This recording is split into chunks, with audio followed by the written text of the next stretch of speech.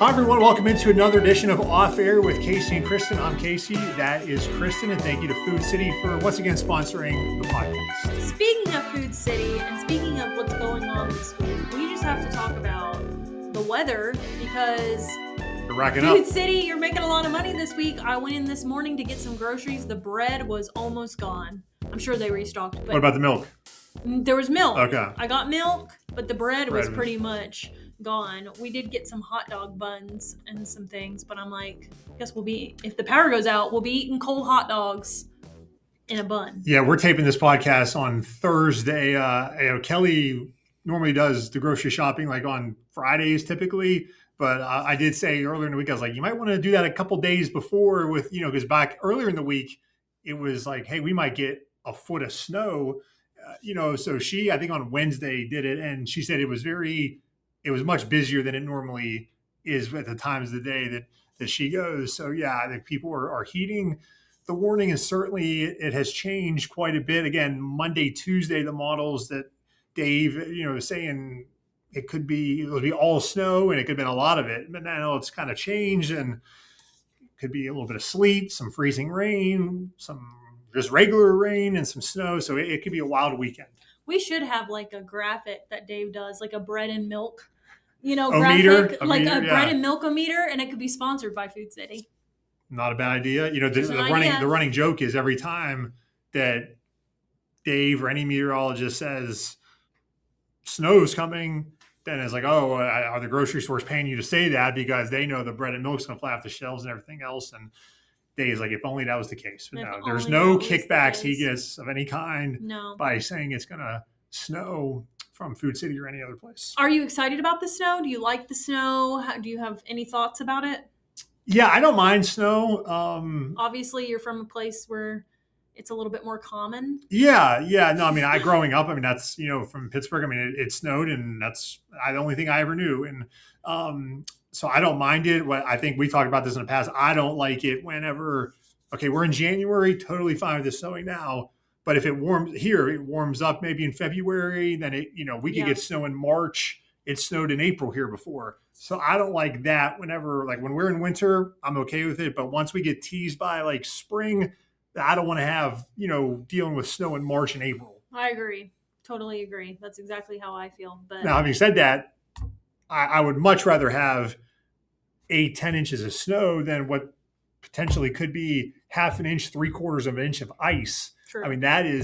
There's no skill. You don't learn how to drive in ice. You just don't do it, or, right. You're not very smart. So hopefully we don't get that. Cause it's been a long time around here since we've had ice. It's been several years since I've lived here almost 15 years. I don't remember. I think Dave said there had been one maybe about closer to 10 years ago. So, this does not happen very often if we do get that ice. So that would be kind of the worst case, I think. So hopefully that's not the case. Definitely a very tricky forecast from what we've gathered. So will be interesting to see how it pans out. And I guess we'll be talking about it on our next podcast. Yeah. And the good thing is that this is supposed to hit on the weekend. So hopefully the people that work regular Monday through Friday jobs, if they don't have to be anywhere this weekend, if this happened on a Tuesday, Wednesday, middle of the week or whatever, then obviously schools will be out, but people still have to go to work. So hopefully, and there still are plenty of people who have to work, hospitals, right, fire, all other people like that who have to work. So there will still have to be people on the roads, but there won't be as many, I believe, as if this were to hit in the middle of the week. But Dave is talking about that this could potentially, because it's going to get really cold, I think Sunday night into Monday morning. So when people are going to work Monday morning, they're going to say, okay, well, it's not doing anything right now, but if we get any rain or whatever we get, could refreeze. So if you're saying, well, by Monday morning, it'll be fine, it still could be treacherous traveling even Monday morning, well, after all the precipitation is done. Absolutely. So that's our weather talk. Let's talk some sports. Of course, college football had their national championship game on Monday. I loved it. Indiana national champs. I was really excited to see it. I just think Fernando is so cute. And did you see like the cuts to his mom and dad? I mean, it was like every other my play they were showing him. Yeah. It's so cute though. And he sits with her the whole time and celebrates with her. I think that's sweet. That's real love right there. Love it. Love to see it. But I just think he seems like a humble little guy, you know? He always gives, any interviews I see, he's always giving credit to his teammates when things go well. And obviously he let them pick up the trophy before him. Yeah. And then an interesting thing I didn't know until I was watching is I guess he tried to walk on at Miami and they told him no dice. I did not know that. I know he said he's from Miami, went to high school. Yep, and he tried to walk on, and they told him no. And then, hey, now he beats him in the national championship. Beats him in a national championship. How crazy is that? So, I was happy to see it. I was pulling for it. And it was a great game, too. Came right down. I mean, Miami so with the ball, a chance to win it at the end. So it was a great game. The NFL games last week, the 2 of the 4 divisional games went to overtime. I mean, it's been amazing. Like the football has been really good. I will say this though too. There's a bug in here. God. It just fell on me. I thought it was like I didn't know what that was. Okay, anyways. Is it a stink bug? Yes. It's on the computer monitor. It fell on me. I was like, what is that? Anyways. A little bit of a panic attack there for a second. Back to football. I think it's really fun. I will say though, I mean, I obviously like it when my Falcons, if they ever make the playoffs, I enjoy that. But maybe I like it when they're not. Because then it's like you can kind of enjoy the games and you don't really – it's like it's not that heartbreaking if anybody loses. You just get to watch and like – so we only have 3 games left. That's the sad thing too. You got the 2 championship games, then of course the Super Bowl in a couple weeks. You mentioned the Falcons, and we did touch on this last week at our last podcast. Both of our teams, your Falcons, my Steelers, looking for new head coaches. Well, you guys have hired somebody – Kevin Stefanski, who got fired from the Browns.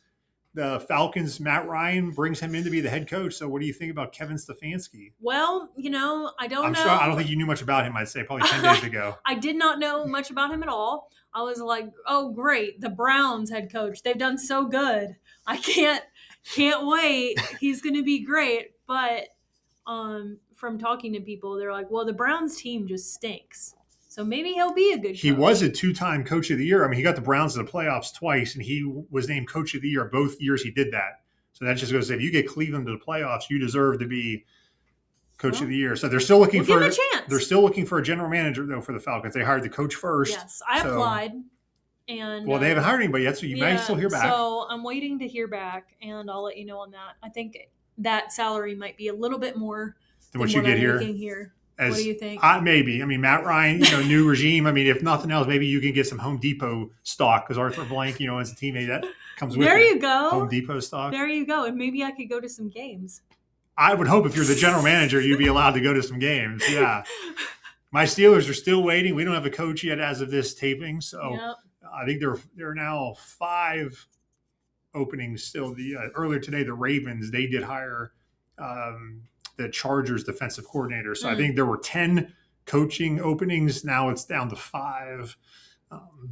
So those will probably continue to be filled up here in the days ahead. So we'll get some football. And then I know we talked about this last week, but you and I last Friday, we were on the road. A lot of people were from the station. We debuted our Your Town as we celebrate our 70 years. Yeah, it was really fun. We were at the Allendale Mansion in Kingsport. Did you have a good time sitting next to me in the Allendale? First time I was ever inside at Allendale. I'd been there to cover the Big Orange Caravan many years ago, but it was outside because it was like in the springtime. So I'd never been inside. But yes, we had a great time. And there was, I think, like maybe 6 people inside there, and 5 of them work with WCYB. So there was a lady there from Allendale who was super nice.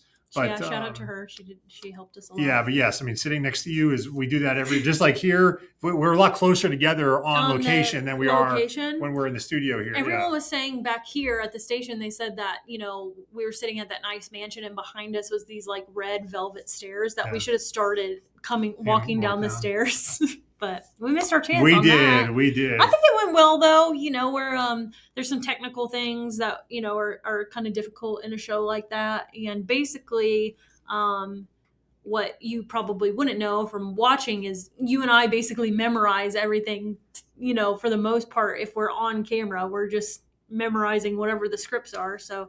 There's no teleprompter for us when we're out in the field. Like when we're in the studio, we're reading off a teleprompter, but when we're out in the field. Now, if we were, Tom Yamas and those people, they have teleprompters to travel with them whenever they're out in the field, but our budget's a little lower than theirs. So a little bit. We have to memorize or just, as they say, ad lib, just make it up. But you don't want to make up about things you don't know what you're talking about. Right. So, which is interesting because, obviously the first one was Kingsport. So there were things about Kingsport that, I was learning for the first time as I'm reading, looking over the scripts, like, oh, I had no idea about this, or, here, and we couldn't see the stories, but we could hear them in our earpiece, but we did not have like monitors out there. So it was interesting to hear people's stories, but not actually be able to visually see them. Right. Yeah. So that was really fun. I enjoyed it. And I did actually go back and watch some of the stories to look at them. I thought it looked good. And I'm really excited about our next one. Drum roll, please. Yeah, we're doing this at least once a month. We're going to Abingdon. Yay. In February, yes. Yes. So our next one in February will be Abingdon, Virginia. And so now we're working on content for that. Yes, just kind of, it was like Friday finished, and then it was like, okay, and then like Monday it was, besides the crazy weather we're all talking about for this weekend, and it was everyone was kind of getting their ducks in a row, like you said, because it'll be here before you know it, and there's a lot going on between now and then with Olympics getting ready to start in a couple of weeks, got the Super Bowl, so a lot happening, and we'll be in Abingdon. Yep, and got to find stories related to Abingdon. So excited about that. Yeah, and speaking of Abingdon, guest restaurant night that Dave Dirks does, that starts next week. And, it's restaurants in that Abingdon area. So you'll see some familiar ones and some new ones this year. Yes, excited about that. Always enjoy guest restaurant night. And Dave never brings back leftovers. He never does. Man, I can taste that salmon right now from 128 Pecan. Well, you're making me hungry now, so you got a snack. We eat something. I do have a snack. Let's eat. Yay. Okay, and I have a drink. All right, I got a cup right here. I'm drinking some tea. It's freezing out here. I went to the break room and I got us a cup of ice because I don't know how cold the drink is. So there is a new limited edition Oreo that's out right now. Okay. Cookie dough. Cookie dough Oreo. Cookie dough Oreos. That rhymes. Limited edition. It is a chocolate chip flavored cookie with cookie dough flavored cream and chocolate chip inclusions. Okay. And then for the drink, we're going to have a matcha latte. Ah. So we made matcha on the show before, and I made it homemade. This is it's Wicked themed from like the movie. And this is a strawberry matcha almond latte. So it's pretty cool. So it has almond milk and green tea, matcha, Himalayan pink salt, strawberry juice, and And caffeine. Yeah, there's 60 milligrams in this bottle. Okay. So you might not have that much. I don't think so, yeah. Okay. Just a little. Oh, that's plenty. Okay, so there's the latte. Okay. And then Liam Bridgman, also a big fan, right? Big matcha fan. Matcha fan. Do you want to do the cookie first, or do you want to try the matcha? Probably the cookie, because you want to be able to wash it down, All right. They're like not a chocolate one. So you just go full force, or you don't take it apart. No. If we weren't doing the podcast, I would just eat all in one bite. You're trying to be dainty. Mm-hmm. What do you think? It's not bad. I'll give it a 7. I mean, it's pretty good. I'm not a big Oreo person, but I mean, these are, I think, only like these probably better than regular Oreos. What? Okay. Wrong. I would say I get like a 5. Oh, that matcha's terrible. Oh. You don't like it? Oh. Yeah, it's a 2. Oh. Oh, that's good. Wow. You don't like it? Mm-mm. What don't you like about it? Everything. It's like a bad aftertaste. I mean, I don't like it. I give the matcha a 7, and I give the Oreo a 5. I just prefer regular chocolate Oreo. Not a big fan of the lighter color. But there you go. I love the matcha. So good. Well, it's all yours. I was trying to make you a matcha drinker, but I guess that's not going to happen. It's very green. We'll save a little for Ethan, our producer. All right. I think that covers it for this week's podcast.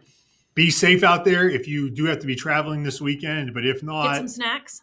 Yeah, get stuff. Stay at home if you can. It helps because we also had a story tonight. Some road crews in Johnson City and the fire department said if there is a real emergency and people are out when they shouldn't be, it makes it harder for them to get to places in a timely manner where if there's an actual health emergency where every second matters. So please, if you do not have to be out this weekend, this is a great weekend to just binge watch your favorite show. Sounds good. There's 2 big football games on Sunday, so we know what Casey's going to be doing.